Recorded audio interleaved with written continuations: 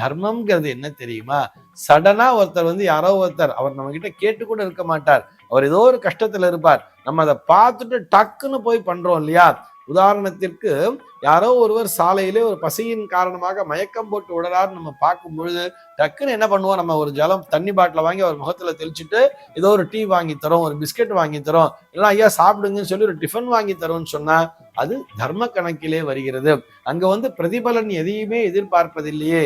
வெறும் புண்ணியம் என்பதுதான் நமக்கு அது தானாகவே நம்முடைய கணக்கிலே சேர்ந்து விடுகிறதே தவிர நாம் அங்கே எந்த விதமான பிரதிபலனையும் எதிர்பார்ப்பதில்லை.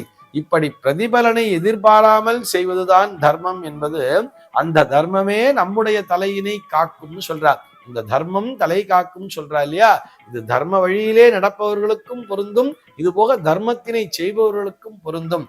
தர்மம் என்பது அந்த க்ஷணத்திலே வலது கை கொடுக்கிறது இடது கைக்கு தெரியக்கூடாதுங்கிற மாதிரி சொல்லுவா தெரியுமா?